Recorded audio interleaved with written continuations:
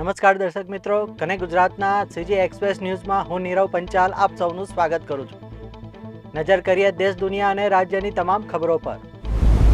Police વિભાગમાં જવા માંગતા ઉમેદવારો માટે આજથી રાજ્યના 15 સ્થળો પર લોકરક્ષક અને પોલીસ સબ ઇન્સ્પેક્ટરની કુલ 13,591 જગ્યાઓ માટે શારીરિક પરીક્ષાનો આરંભ થયો છે। આ પરીક્ષા આગામી 13 માર્ચ સુધી ચાલશે, ત્યારે 13,591 જગ્યાઓ માટે કુલ 10 લાખ કરતાં વધુ ઉમેદવારોએ ઉમેદવારી નોંધાવી છે। જૂનાગઢમાં ભાજપના કોર્પોરેટર સામે ગુજસી ટોક હેઠળ કાર્યવાહી હાથ ધરવામાં આવી છે, જેમાં વોર્ડ નંબર 3ના કોર્પોરેટર અબ્બાસ કુરેશી સામે કાર્યવાહી હાથ ધરવામાં આવી છે। ગુજસી ટોક હેઠળ કાર્યવાહી હાથ ધરવામાં આવેલ આરોપીઓ સામે પોલીસ પર હુમલો, સાયબર ફ્રોડ સહિતના ગંભીર ગુનાઓ નોંધાયેલ છે।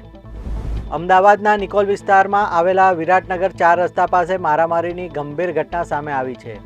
મહિલા છેડતીના આરોપને લઈને 7 થી 8 લોકોના ટોળાએ 2 યુવકોને જાહેરમાં માર માર્યો હતો।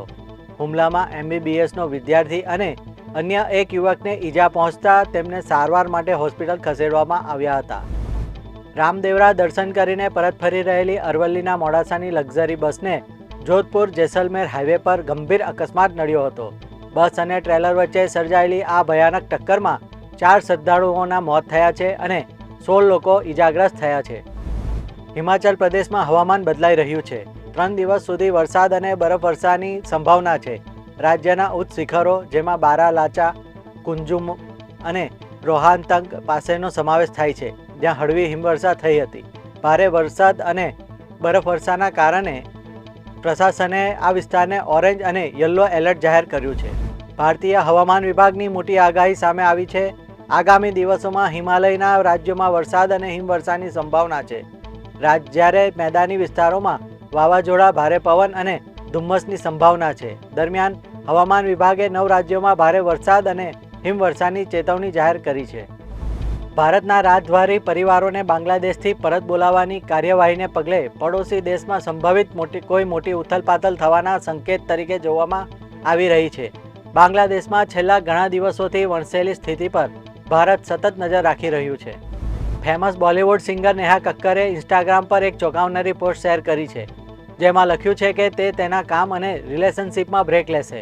તેને પાપારાઝીને રિક્વેસ્ટ પણ કરી છે કે જો તેઓ તેને ક્યાંય જોવા મળે તો તેના ફોટા ક્લિક ન કરે। ન્યૂઝીલેન્ડ સામે શરૂ થનારી 5 મેચની T20I સિરીઝની પહેલી મેચમાં ઈશાન કિશન 1 ડાઉન એટલે કે 3જા નંબર પર બેટિંગ કરશે।